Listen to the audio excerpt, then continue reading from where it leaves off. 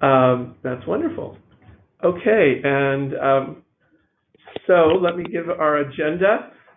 We've done our welcome and introductions. I'm going to give a quick overview of the whole movement for those for whom this is their first time being with us. And then I'll pass the presentation to Jenny Hodgson, who will present this paper that was commissioned by Comic Relief. And we'll discuss about some additional working groups that we want to fund. We'll hear updates from around the world. We'll have a brief debriefing from Women Deliver and from the Interaction Forum, discuss our upcoming events, including the high-level political forum where we're co-sponsoring with Church World Service to be in. And then we'll introduce you to the next meeting. So I chose the Sisyphean picture because this is what we're really doing. We are causing a paradigm shift in how the world does development, because the prevailing paradigm of top-down, single-sector, short-term projects just denies fundamental human dignity. But because it is so consistent with the prevailing patriarchal paradigm of almost everything on Earth, it is a big push. So, my hope for this session is that each and every one of us individually will have some new spark for a unique and decisive and meaningful contribution that our leadership can make to this effort. We have seen in the past 2 months, our first working groups really take off and mobilize the leadership of lots and lots of senior people in our organizations.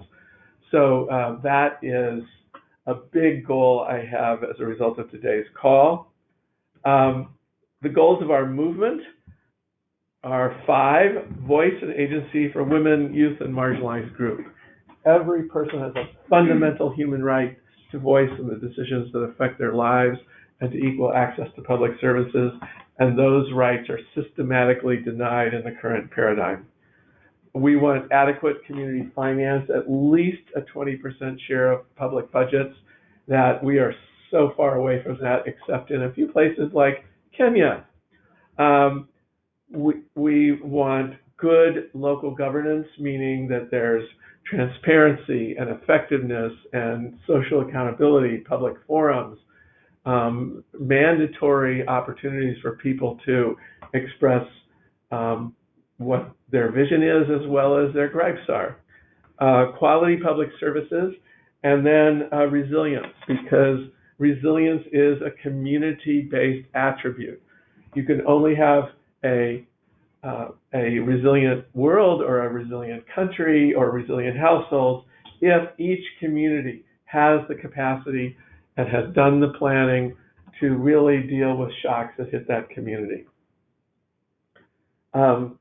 Our super simplified theory of change is this: we want CLD for everyone, and that requires every cluster of villages or every ward in a city really needs a full-time mobilizer to awaken people to their rights, to organize them to express their collective voice. So at least 200,000 people need to be full-time employed doing this. And if that's going to happen, they're going to have the blessings of their governments and those governments' aid partners. And that requires teams of advocacy working at the national level and at the international level. So that's what we do as a movement. We have a secretariat here in Washington that coordinates with our regional coordinators, who you heard introduce themselves, as well as global working groups for evidence, for learning, for hopefully a lot of things that we need to really get all of our organizations on the same page with.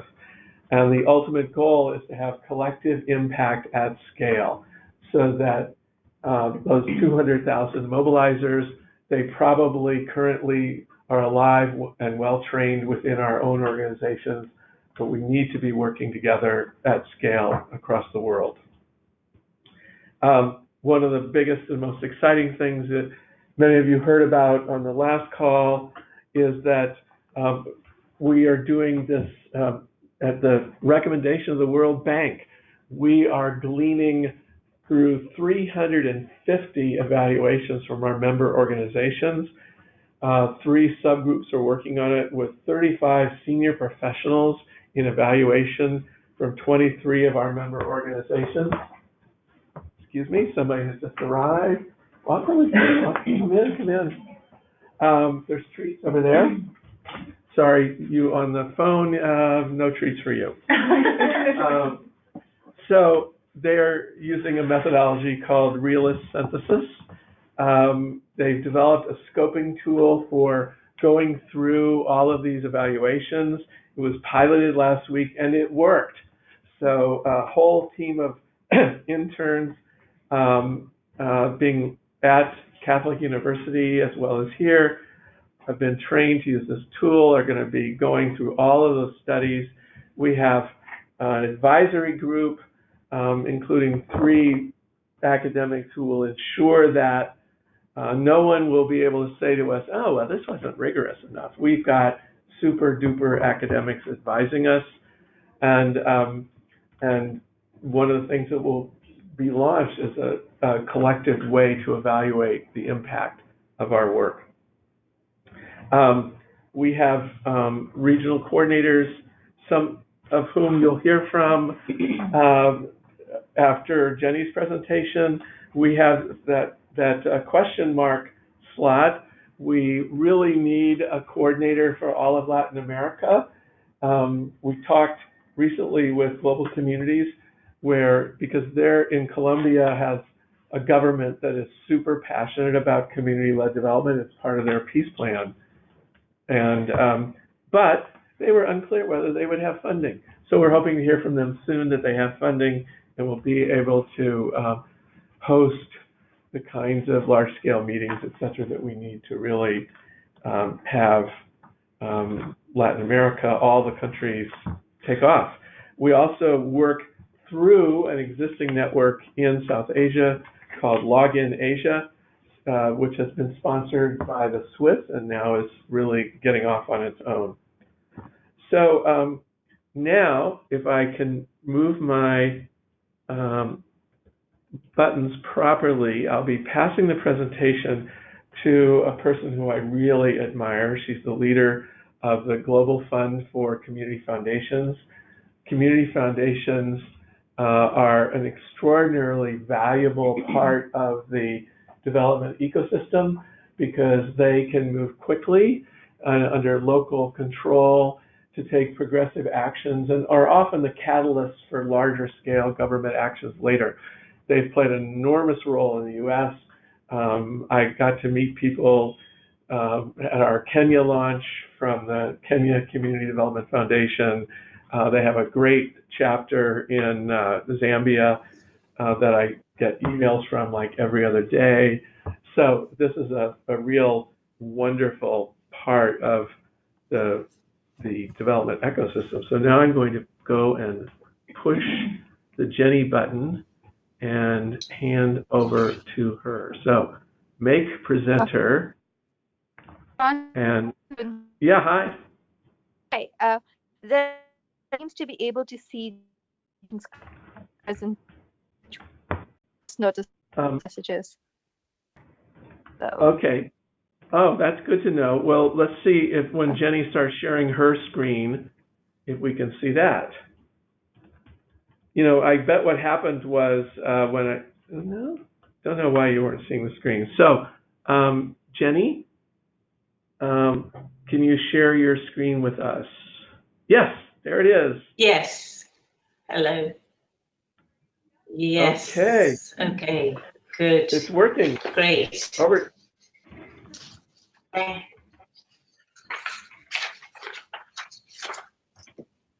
Thank you so much, and hello, good morning, good afternoon, evening, good night to everyone on the call. We have just had fiber installed in our office and it was working brilliantly until about an hour ago.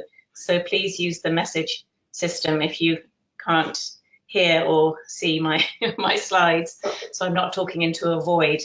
So far, so Thank good. you so much for, okay, great. Thank you so much for inviting me to join the conversation today.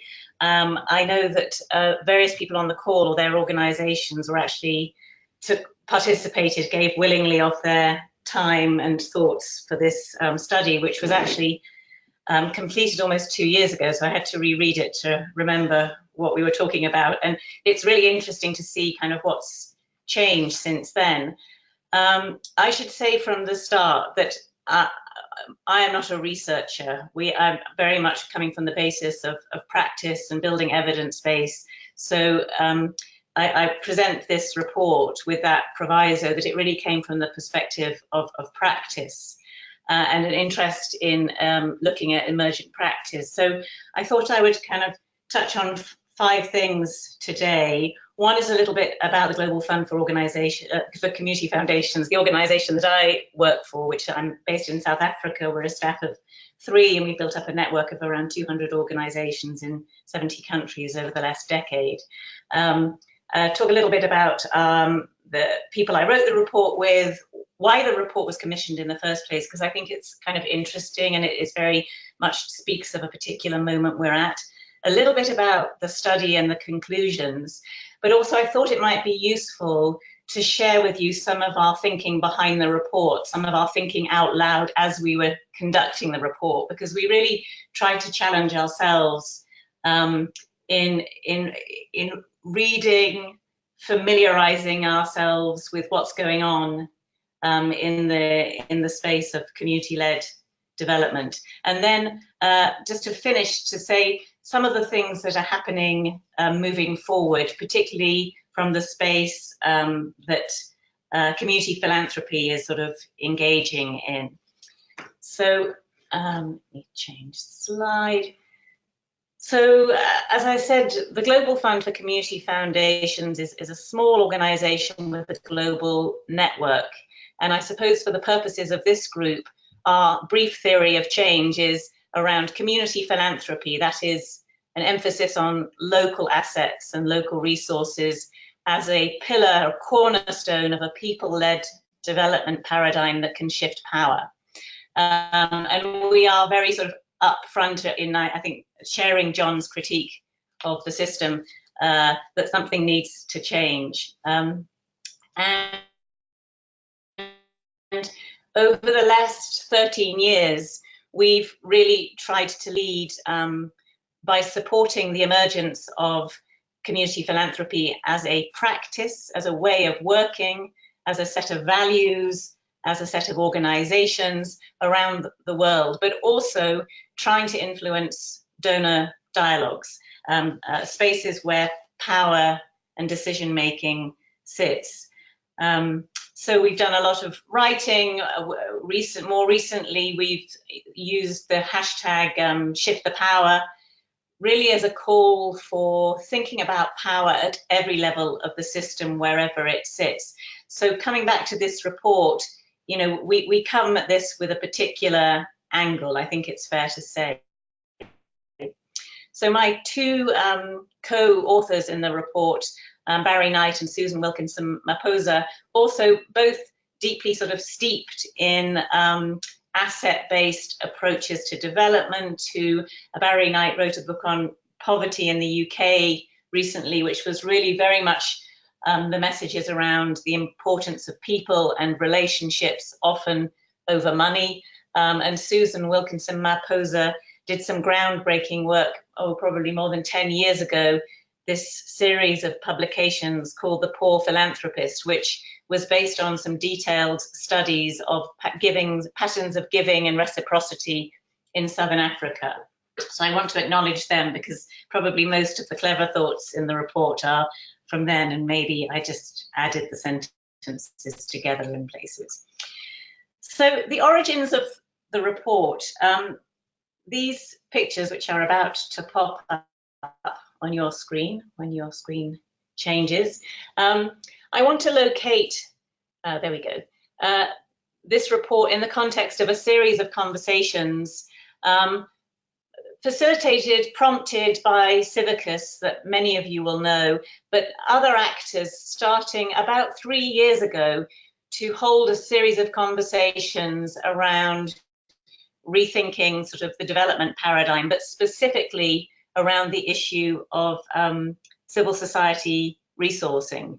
And I think that the idea that funders needed to do things differently, the world was changing, there was an emergence of new ways of working from the grassroots up, and that funders realized that they could actually help shape the architecture of development by their actions and where and how they located their funding.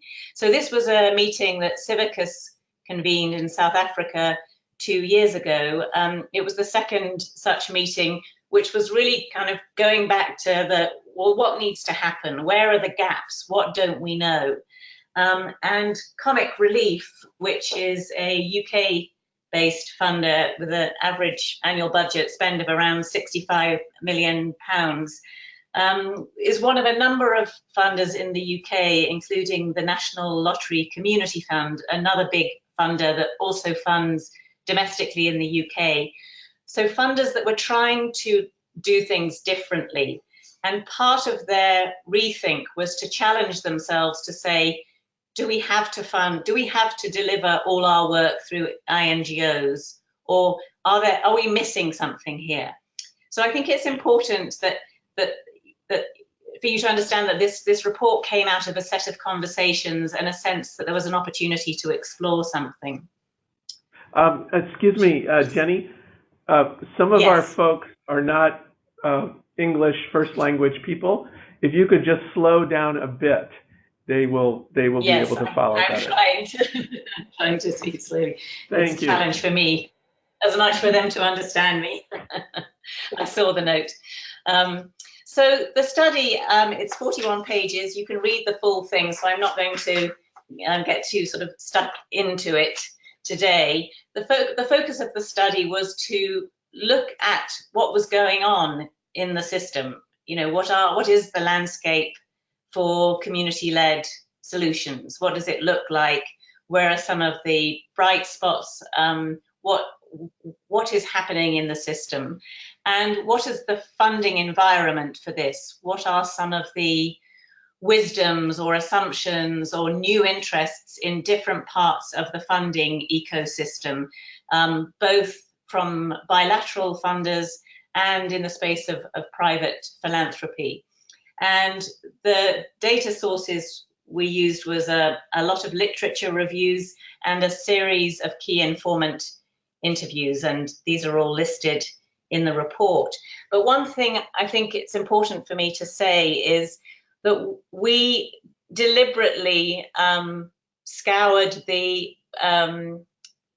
some of the grey literature. So our sense and our experience as an organisation that has tried to grow an evidence base and commission data and research is that there's a lot of practitioner-led literature out there, but a lot of it was not sort of permeating the system, if you like, because it wasn't peer-reviewed. So we almost had a deliberate tilt towards making sure we looked at as much of the grey, non-peer-reviewed literature as we did the peer-reviewed stuff. Let me change the slide. So this was a short time frame to do the research, a pretty small budget, and of course what came up immediately were loads of questions around, you know, root causes, questions to do with accountability, were asset-based approaches part of a neoliberal pushback, what was the role of experts in a community-led paradigm? So there was a lot of stuff, and it was quite a challenge for us to sort of organize some of our thinking around this. So I'm going to give you a sense of some of the key conclusions of the report. So basically, the first one was that there is a renewed interest, it seems, in different places in the donor ecosystem, particularly on trying to think about questions of resourcing and effectiveness. And I think to some extent, these have been forced upon funders because of the changing environment we are living in. So the shrinking space is having an effect on how donors fund and where they can fund, and questions around the extent to which external funding can undermine the legitimacy of local civil society. I think that's one big area. I think we're seeing the emergence of a number of countries moving into middle income status. And so donors' behaviors are changing, they're retreating, etc. And of course, the ongoing question of how many more decades of doing development do there need to be before we reach anything like sustainability. So I think there is a sort of a moment where new conversations are happening and there is a new interest in questions around power. There's been a lot of interest in the shift the power notion amongst within the donor community, or certain parts of it. So that's sort of on the design, if one is thinking about from a systems lens, on the design side of the system, so the sort of the institutions, the structures of the kind of funding agencies and the development architecture we have, some thinking there. But also on the emergent side of the system, that there was evidence of new ways of working, new kinds of thought leadership, new interest in looking at how actions at a very local level, which maybe represent some profound mindset shift or behavior change, how does one start to think about aggregating those in a sort of movement of community-led development? How does one see that? How does one understand that? And then how does one join it up to create a global sort of movement based on solidarity and kind of cross-fertilization of energies and exchange? And one of the ideas we sort of proposed in the report was this idea of community-led 2.0, which was looking at a lot of the community-led literature that had gone before, but with the addition of helping communities to create assets. And here we're assuming a lens of an asset-based approach, in that communities have assets and they could be, relationships, knowledge, insights, etc. But we were looking at the particular interest on building new institutional forms, governance structures, that could steward money. What happens when communities have their own resources and bring them to the table? So that was one piece of it. And I think another piece that was important as well was around success being the strength and thickness of relationships and networks and trust. And so some of these things that are quite difficult to measure and to capture. So very much looking at an ecosystem lens. And then sort of our kind of rather sobering conclusion overall was that right now the incentives aren't in the system to encourage people to think or work differently. I was talking to a colleague from the Kenya Community Development Foundation this morning about something else, and she was describing a year-long project funded by a donor, and the purpose of the project was to build a school, but the real purpose was to unlock community resources, to get the community to realize that if they started to contribute, it created relationships, stronger relationships and trust within that community, which that could translate into a sort of social muscle that might help them to claim their rights.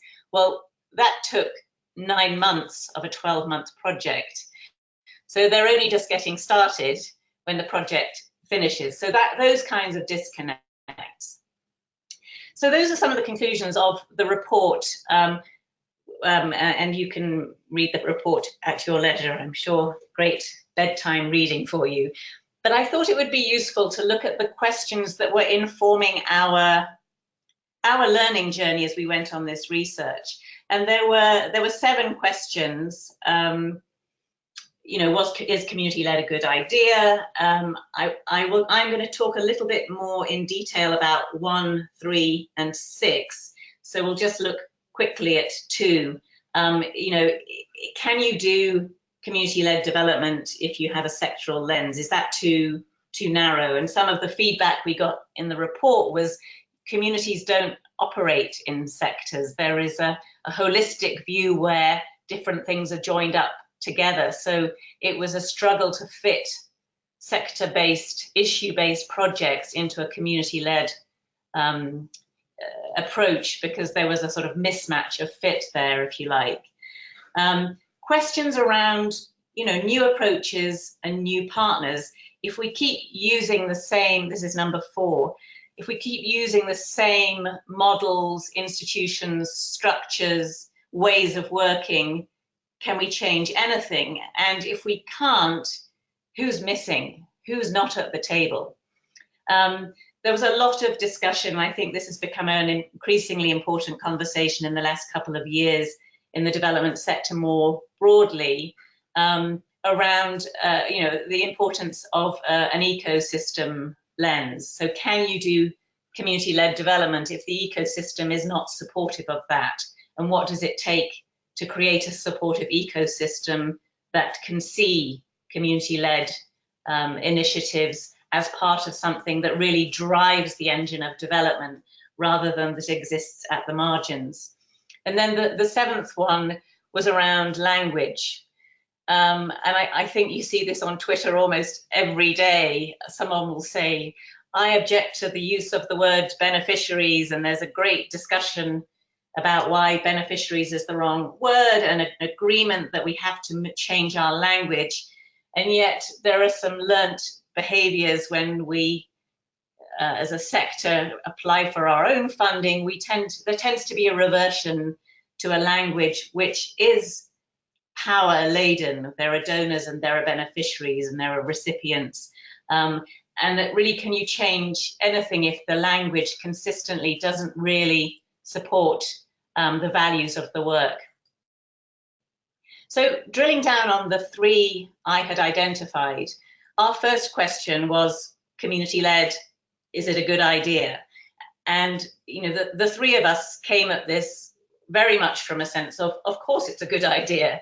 But when we started to review parts of the literature, the evidence base is quite mixed. And partly that is because people are defining community-driven, community-led, people-led in different ways. And also probably because if you're only looking through the lens of a short-term project, can you see what happened after the project ended? So there were all sorts of questions around that. But actually, the evidence base is not all singing in favour of community-led approaches. So for those of us who believe with evidence, the challenge is, I think probably goes back to John's point earlier about how one starts to measure and aggregate data to make that case, is an important piece of this. Another observation was that there was an increasing interest in community-led development in academia and in research. Here in South Africa, there's a new chair on African philanthropy that has been established, so that some of these new developments that are starting to look from the lens of academia around how a community-led approach, what it looks like, what it means, what constitutes community-led, is one development. I'd mentioned before this growing interest amongst certain donors, and that's sometimes reflected in starting to use language around community philanthropy, community asset building, local resource mobilization as part of a piece of a community-led development paradigm, but also increasing instances, I would say, of some of these donors starting to say, we don't want to fund big organizations anymore if they continue to work the way that they have worked traditionally. And the final point, is that community-led is not universally celebrated, and there are quite a few critiques of it. I mentioned earlier, some of the critiques of asset-based community development, which sort of see that as is that a way of taking the state off the hook when the citizens should be claiming their rights? They shouldn't be trying to organize their own resources. So things like that. Question number 3, the old chestnut around scale, which is, can you really line up scale and community-led development? And I think this was one of the conversations in the key informant interviews we did, where this kept on hitting a dead end, which is scale is a design question. It's a design side of the system issue. International NGOs want scale, foundations want scale, bilaterals want scale, but actually your notion of scale, you on the system side, is not necessarily shared or understood for those organizations and movements who are working more around sort of horizontal mobilizing. So scale maybe needs to be understood differently, such as in the context of networked scale rather than perhaps institutional scale. And then the last one I'll mention was actually who is leading this renewed interest in community-led development. Our assumption was that it's coming from grassroots, that people want this.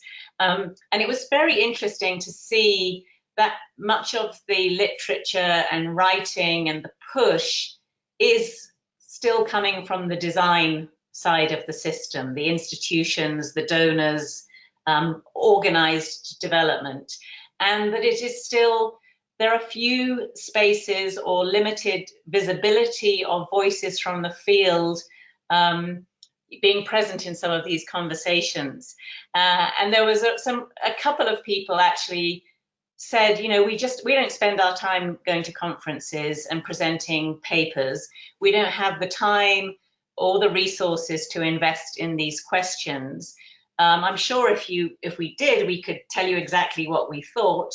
And a few people also helped ensure that this report got published, because originally it was meant to be an internal document.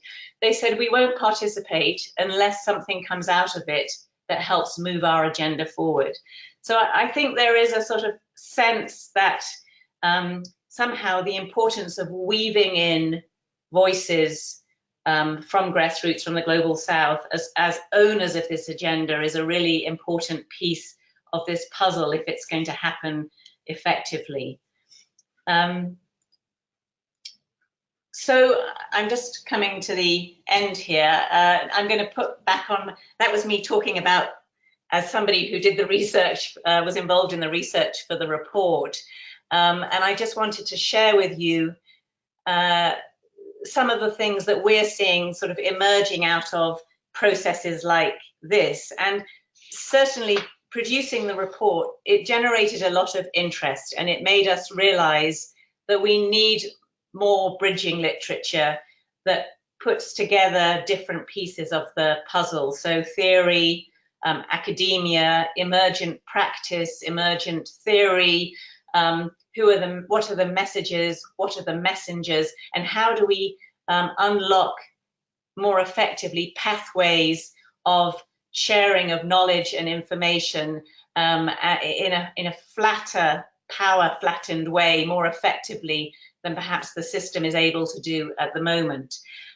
So I just wanted to highlight a few things that are sort of emerging on our horizons, which may be of interest to this group. And some of these are referenced in this report. The Global Alliance for Community Philanthropy, which was mentioned in the report, is a really good example of what happens when funders come together and shine a light on something and say it matters. That there is a role that donor power can play in saying something matters. Sometimes that's more effective than somebody far away outside on the edges of the system saying something that mattered. And this alliance was a mixture of bilateral and private donors. So it involved USAID, the Inter-American Foundation, the Aga Khan Foundation, Rockefeller Brothers Fund, Ford Foundation, and Charles Stewart Mott Foundation.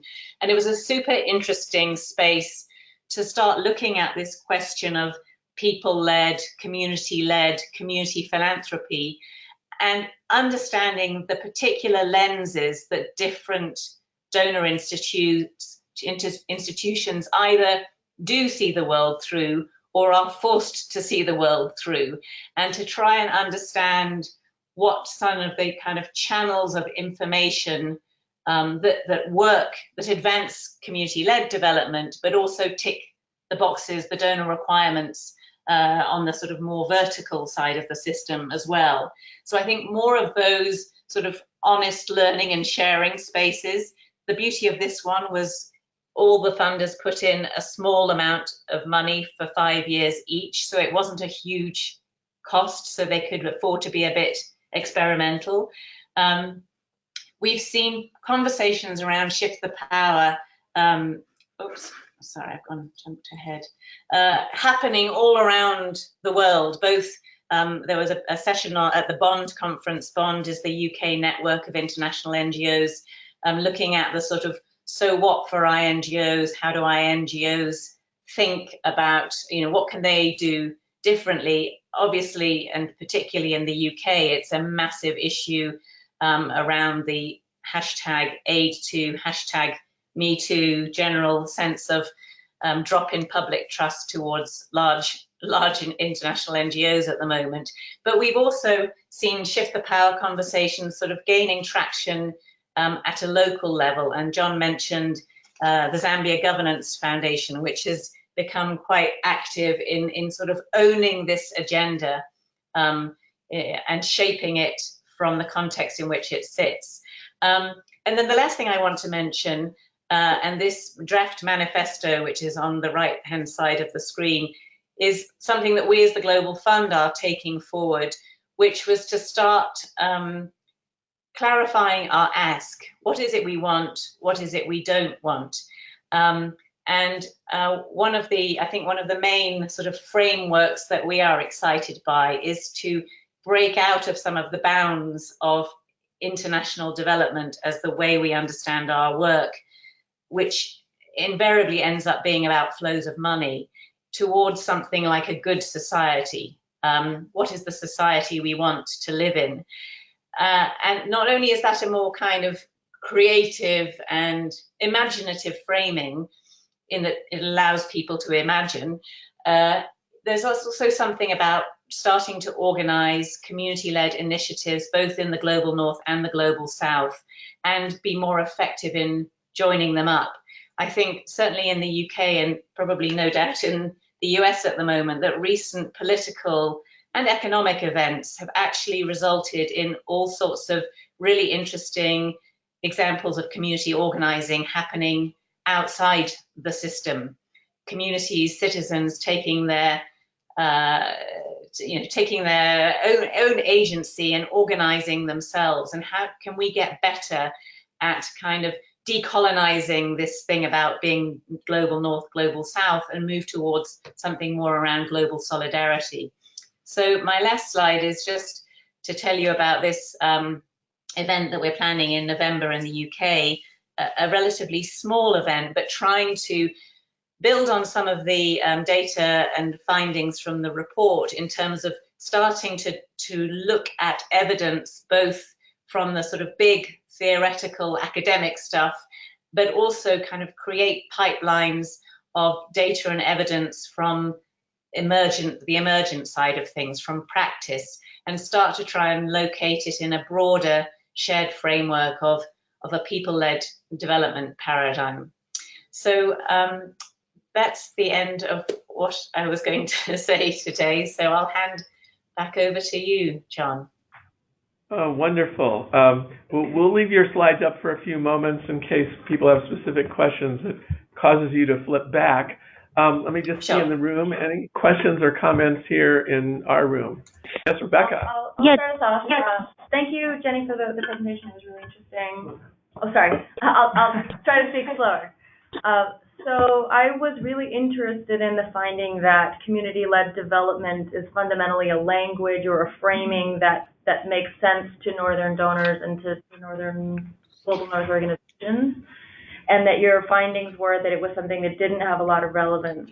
I was wondering if you could really dig into that a little bit more, because obviously it's a theoretical framing, and I feel like that's something that can be fundamentally sort of foreign, or it can be more the domain of people who sort of go to these conferences and do that kind of round of framing. But I was wondering, because my on the ground experience has been that people often will express sentiments that lend themselves towards this kind of framing, even if they're not putting it together as a whole package. So I was curious, if you could tell a little bit more about those reactions and why you would say that it's something that's maybe even rejected by the people that you work with for the study. Yeah, I wouldn't say it was rejected. I would say this is the bread and butter of what a lot of grassroots organizations are doing. It's a no-brainer, and they're constantly frustrated and challenged at having to explain it to other actors. So they tend to look for funding that doesn't do that, that just gets it. I would say that the sort of advocacy and articulation is largely being done by more Northern actors, the making the case. And that probably, in order to really kind of build this out in a system, the system needs to have the patience to listen, the resources to help people articulate things. So much of our work is in English. What are we missing? Are we translating not just literally, but culturally, conceptually, a lot of these ideas, which, as you say, are so obvious to many people working on the ground that you don't need to go to conferences to talk about it. And I think, so my sense is that the pushback, the fact that a lot of this advocacy is being led by actors in the North is because many of us are located in a position where we can see what's wrong with the development system, and that the accountability needs of the development system have created something that's not community-led. So I'm not saying there's not a mismatch. It's just we need to get better at creating really joined up pathways that feed from the bottom up and from the top down in ways that kind of move the whole center of gravity towards communities. And sometimes we, and I include myself in this, we fast track in the articulation of it without having really gone back and thought about how can we make this even better and richer if we can bring people at the community level along with us, but create an environment where this is an enabling framework for them, not an extractive one. So don't give us the evidence so I can go and present a report, but what would enable you to tell your story in a way that improves your work and convinces others. And I think it's a sort of almost like it's a tiredness and a lack of intentional investment in creating those pipelines, those pathways in a more, there's a power and a resource dynamic here that we have to acknowledge. And until we start kind of really intentionally building out that other side in a way that people find enabling, I think it's just a sort of a fact of where we are at the moment more than anything. Hi, Jenny. This is Sam from AJWS, American Jewish World Service. We support a lot of small grassroots organizations in 19 countries around the world. And I think one thing that we've noticed is that more and more our partners are actually rejecting funding from those larger organizations that are putting certain demands on them or pigeonholing them or forcing them to do work that they don't feel comfortable doing. And so we applaud them for rejecting the funds. And I think what we're trying to do more and more of is really lead them in funder advocacy so that they can prove their programmatic worth, so that larger organizations feel like they can go there. one question I had for you is really a lot of this to me seems to be about comfort with risk, right? These larger funders who say, you know, I don't want to take the risk, and how to go about convincing them that it actually is a risk worth taking. So that's something I wanted to know if you explored in your report. And the other question is, I lost something you said at the very end about, I believe you said a UK-based conference, and then I lost you, but I'm not sure if I misheard that.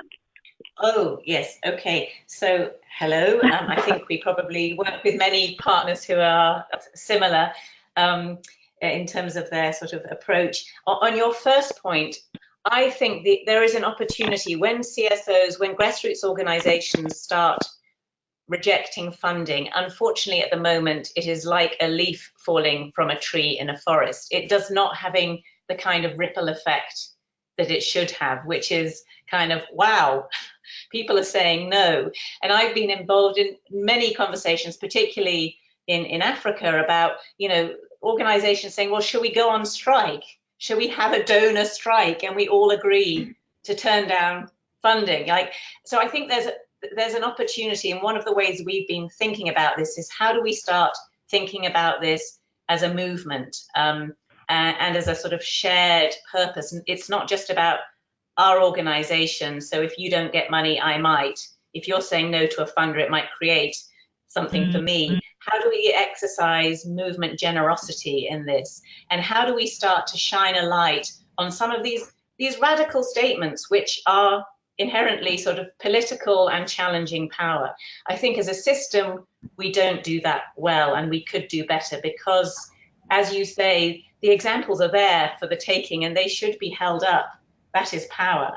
I think the donor advocacy that you were mentioning, risk. Yeah, I can't remember actually when we talked about, I think it was implicit throughout, is this notion of risk. And what we've tried to do, and I think there is a space for organizations working, you know, for those who want to work better, to find out what are the main arguments, what are the blockages that stop this. And risk is clearly one, and accountability, and So what is the evidence? What are the arguments we can collect to start pushing that back?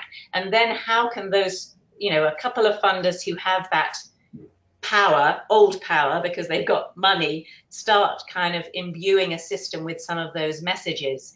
And we have been quite intentional as the Global Fund for Community Foundations to really try and highlight good donor practices, to say, you know, this is kind of, it's nonsense to say that this is a barrier.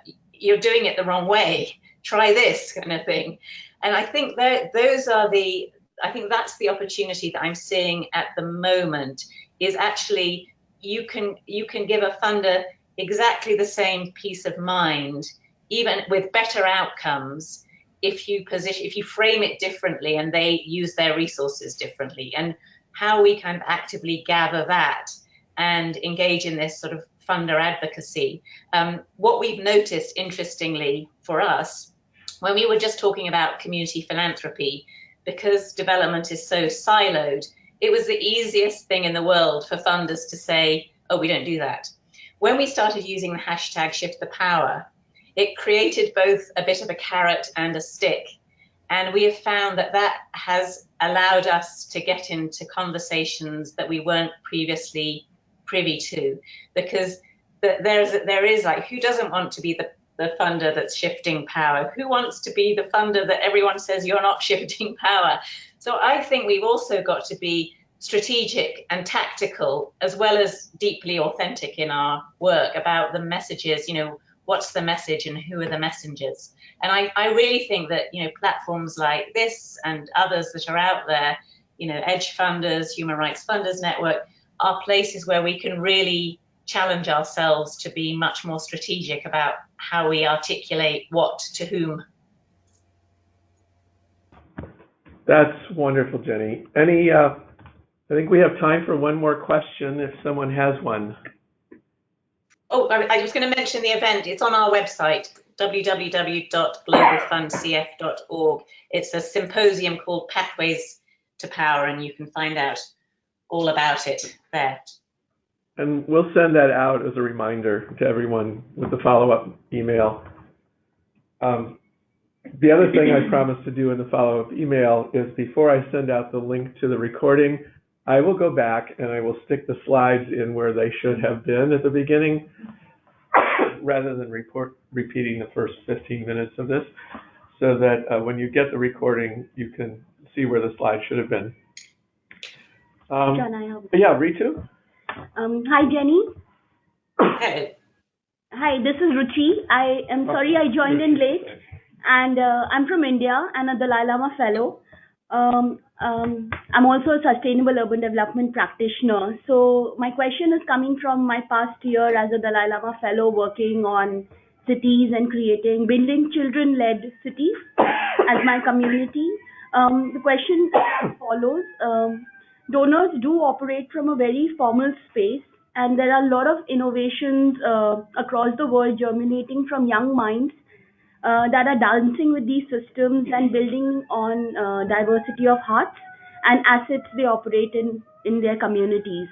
How can we flip and make sure that the donors and funding mechanisms support experimentation and dance with these young germinating systems? Yeah, well, that's an excellent question. And I think it really is, if one brings us, again, a systems perspective of this, is what is, how first can the system as it is see what you're talking about? Particularly, it's not good, funders often can't see things they can't fund. That's a blinker that they have. And sometimes you don't want funding, funding is the thing that destroys these things. So almost thinking about, sorry? Oh. No, go ahead. Thinking about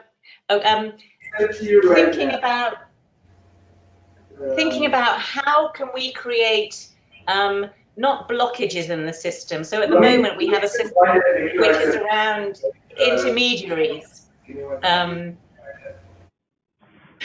So we send money from the sort of, it goes through a series of intermediaries and it's costly.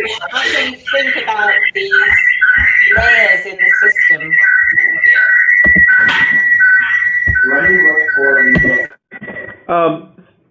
Yeah, sorry, there were people who had feedback, and I think they've now fixed it. But Adeli and Alexis, maybe, they are unmuted. Yeah, Sorry about that. My mic unmuted itself, I guess. Yeah, I keep trying to mute Alexis and Adele, but I can't for some reason. Okay, please go ahead, Jenny. Sorry. I think what I was saying is, I think we need to challenge ourselves to be much more imaginative. And instead of thinking about, how do I get donor funding from A to B, is how do I create a sort of series of connections and relationships where resources can arrive, the right kind of resources can arrive at a particular level on the right terms to make something happen. And how can those resources build on what's already there rather than destroy them? And I would say, youth-led action is one of those, there are patterns of somebody does something amazing, a donor says, I'll fund it, and it destroys it. So how do we as a system better understand what is organically led, bottom up, and when it wants to remain like that, how can it still sing in the system without having to have funding to legitimize its existence? And for those who have the appetite to say, we were started on this voluntarism, this energy, this creativity, but we actually see the opportunities to both grow out horizontally within our community and with our community, but also we have our eye on power and on engaging vertically up the system. So advocating with funders, being heard, changing the way that things are, and how do we get funders to move from I love the turn of phrase that the Nonprofit Finance Fund in New York uses, to move from buying services or outcomes to build or buy. Let's do more building of the right kinds of things in the way that can do what they need to do best, and less buying of outcomes and things. That's well said. Okay, so Jenny, if I'm doing this right, I should be able to take the screen back, and then I'll get confirmation from somebody that we're actually then able to share my screen again. Oh, okay, yours has disappeared. Let's see if I can share my screen. Chrome tab. Okay, so you should be seeing the report, New Horizons for Community-Led Development. Do you see it? Yes, John. Yay! Okay, wonderful. So let me just roll back here for a moment to the agenda. One of the things that I mentioned in the email and came up in a conversation recently is that we've had such success, as mentioned before, with the research working group and the 3 subgroups that have been started from it, and all the professionals that have jumped in to help with this meta-synthesis. The power of having working groups of people with a shared passion. One of the issues that we 2 years ago spent a fair amount of, 3 years ago now, during the humanitarian summit, and what came out of the humanitarian summit was a grand bargain that committed the world to really building local systems. And yet, what's happening with that? And what role should our movement have in that, given that the principles and practices of community-led development so cross both humanitarian response and development, long-term development? So we thought, well, should we have a working group on that? Sam, who's on this call, offered even to chair it, which is the #1 requirement for a successful working group. And that several people wrote to me and said that they were interested, and I'll get those to Sam. But I just wanted to hear also and really ask everyone on the call to think, if it's not you, who in your organization or who in an organization that you work with has this passion for a bottom-up, local first approach to humanitarian response and to the kinds of practices that it would take. During the Interaction Forum, for instance, we had a wonderful session led by the IRC. The IRC is a huge humanitarian player, and when DFID evaluated humanitarian players on their ability to work with local partners, the IRC scored dead last. And then they decided to transform their organizations, and in 2 years, they transformed it to where DFID now says the IRC is a model of working with local partners. So there is stuff afoot, and it can make an enormous difference in some of the most difficult places in the world. So please give thought to this. If anyone has a question about a humanitarian working group within our movement, raise it now or email me later with ideas or thoughts or recommendations. Because I do think there's an opportunity right now that, it seems to take a while for ideas to gestate, and the ideas of the grand bargain seem to be about gestated. So anyone want to say anything? Sam, you want to say anything?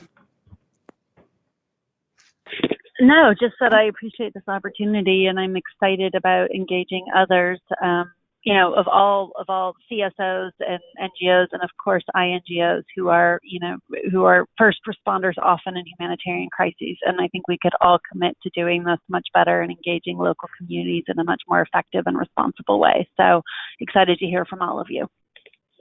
Great, thanks, Sam. So a couple of the other working groups that we've discussed, and which now we really need because we're starting to produce some real work in countries around the world as well as here, is how we use social media collectively to have a collective voice.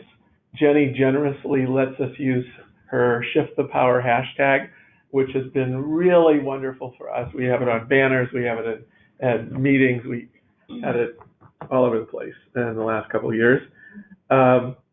So if you're not the social media person, please let me know who is. I know the Hunger Project person really wants to be part of that team. There's just so much that we could do, particularly around both national advocacy moments, global advocacy moments, to really, we saw during the Interaction Forum, for instance, that everybody was talking about community-led. We couldn't stop bumping into people talking about community-led. The theme was actually collective impact, but for some reason, collective impact spoke to people as community-led, which is exciting. And then fundraising, we're really, I don't know how it is with other bilaterals. I know that our local bilateral is more open to consortiums going in together for a community-led program than ever during my career here at USAID. And so how can we work together to raise the kind of collective money to unleash facilitation, in a place like Kenya, for instance, or Gunjan, I don't know if you're still on the line, was just at a World Bank meeting. Is Gunjan still on the line? Yeah. Yes, I am. Could you just say what you said this morning about the World Bank meeting? Sure. So, as some of you may know, that the World Bank has a community-driven development division, and 7% of their annual funding currently goes into CDD programming, where they work with national governments, and most of these projects are for devolution of power and infrastructure. So they had a meeting 2 weeks ago on community-driven development in, for conflict prevention. And quickly, the community-driven development is different from community-led development in that community-driven development is more project-based, whereas with community-led development, we talk about systemic change and transforming mindsets from dependency to a desire to aspire, right? So they've been doing this, and there are a lot of countries where they have a huge CDD projects where devolution has happened, where they've set up ways of taking funds to local governments. But the huge challenge, what they are not good at, is mobilizing communities, is actually creating that transformation and that desire to aspire. So in some ways, they need the movement to close the loop, and they were very excited to hear about the movement and how we could partner with them to close this loop. And some of the country representatives who were there, for instance, Jordan, was so interested that they actually gave me their card and said that if you can put together a proposal, we will figure out the funding for this. We know donors who would be interested in doing this, but we need this. So there is an opportunity out there, and yeah. Great, Gunjan, thank you. Okay, so you have your marching orders. Please email me. Please have these ideas. Wake up in the middle of the night inspired by who should be doing these things. Get the information to us so that these working groups can start working. I just want to give our regional coordinators, Pascal, Daisy, if there's any news from the chapters that you want to share with everyone. See, I don't know if Roland's is on or not. Yes, Roland's is on. So, Pascal, is there anything? I'll start with the West. Any updates you want to share with the movement from West Africa? Yes. This is a news from the chapter from Benin, where some members work with me actively to review the content of the 2030 Benin strategy. And I report about this in the previous call. the new version will be shared briefly with you, John, and I plan to meet here with representatives from civil society from Mali who are attending the High Choice regional meeting. That is for tomorrow, and I will report later on this. Thank you. That's great, Pascal. Also, we've had a lot of communication recently from groups in Sierra Leone. So there's just rapid growth of the movement in West Africa. Roland, do you want to share what's coming up in Southern Africa?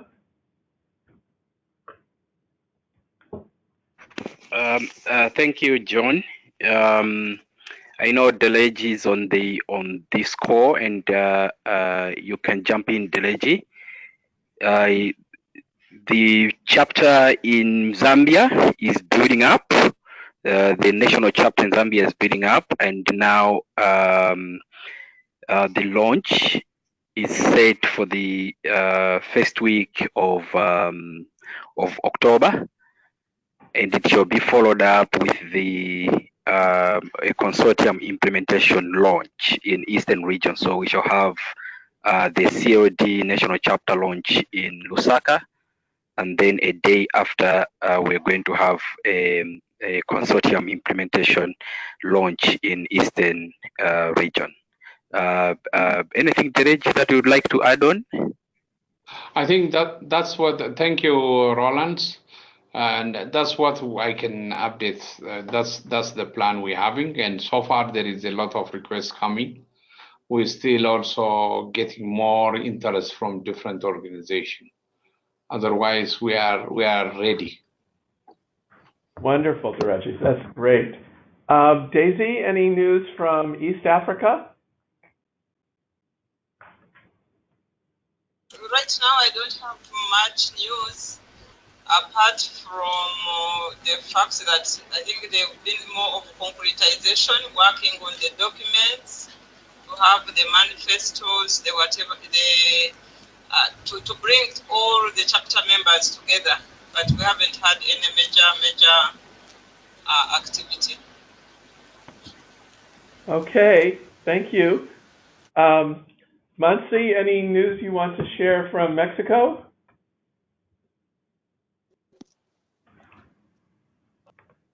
We already finished our planetary strategy, and also we are finding some difference between the very local or state in Mexico movement, and we want to resume it, to explore the new ways, because it's very different thinking in national and thinking in state in Mexico. So we are finding that.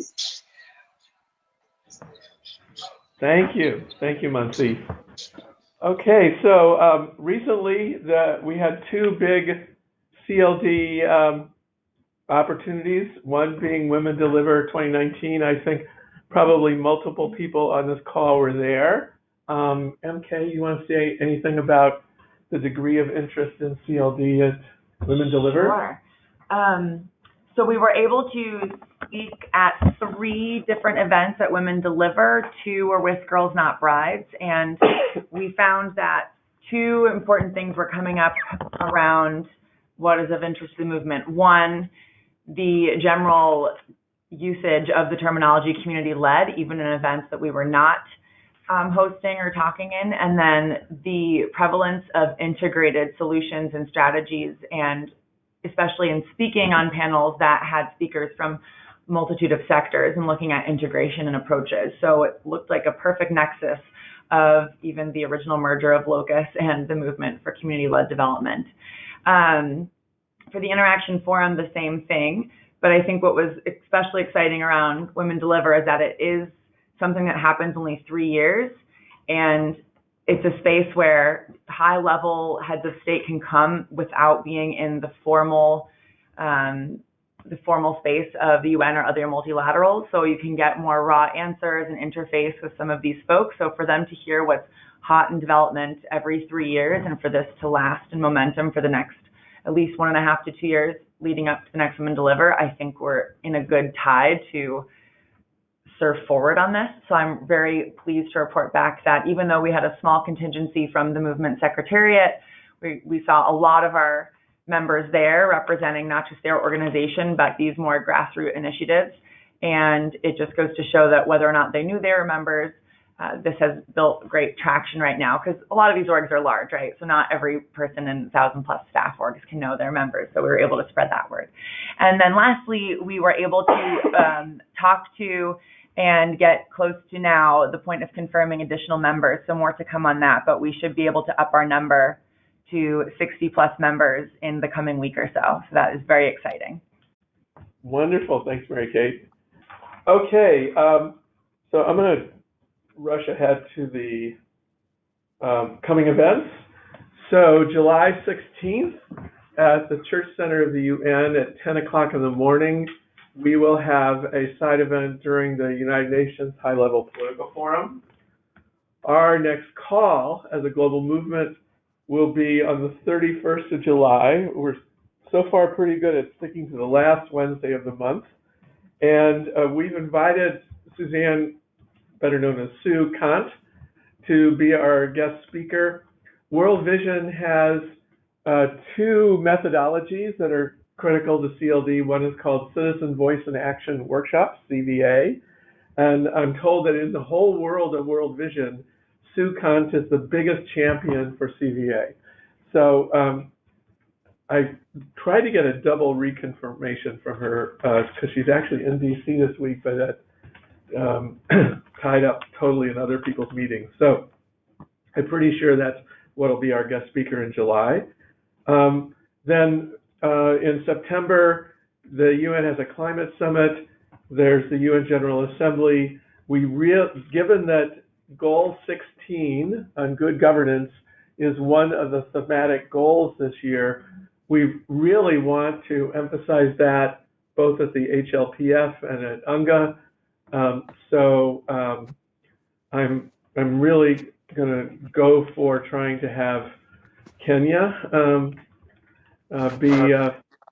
sponsor an event, but you may know other governments that you're working with that would actually like to sponsor an event on community-led development. We can always have more than one member sponsor, but we can't get into the UN walls without a member government hosting us. So please give that some urgent thought. It's almost now past time for lining up side events at the UN General Assembly. So hopefully by the time you hear from me next, we will have lined such a thing up, but anything each of you could do to help would be a big contribution. Yes, Rebecca. No, I just wanted to announce that America Solidaria is participating in a side event on July 10th, 6:30 to 8. And it's basically with our other hat on, it's volunteering for development, but we can always bring some materials on community-led development and just try and, sneak it in, sneak the term in. I can send you home some of those today. Yeah, for Women Deliver, we printed like a zillion CLD flyers, so they're pretty and... Yes, I mean, there is the development angle on it in the volunteering. So. Perfect. Yep. Great. Any other announcements or last words before we end the call? I guess just if anybody else will be at HLPF, or if you can ask your colleagues if they'll be at HLPF to just send us a note, and we'll be sure to be present or send you one-pagers to print or just connect with you there so we can make the most of our time as a membership base. Also, Rebecca, you'll be interested on the resource materials page of our website. We now have the manifesto in Spanish, totally approved by our Mexican team. I was reading it in Spanish. I'm not super good at Spanish. And I thought, is this different from the Google Translate? So I hit the recent changes button, and it was a lot of changes. So this is the approved Spanish version of our manifesto. Okay. Also, this just in, literally. There will be another event on 11th July at 5:30 p.m. Our member Concern Worldwide is hosting the Hunger Project along with the Center for Policy Dialogue in Bangladesh. Whoa, yay! And it looks like, yes, Oxfam and Church World Service will also be a part of that as well. So we heard one from America Solidaria, now one with Concern, and then a third with the Hunger Project. So CLD is taking over. They will not escape us. This is great. Anything else from anyone? Okay, thank you all very much for being with us today, and I will get the new improved recording out to everyone who both could and couldn't be with us today. So thanks again for your time and for all your creative thinking on how you can make a definitive, meaningful contribution to pushing the rock up this hill, because we will, by God, get it over the top. Okay, bye everybody. All the best. All the best to you. Bye.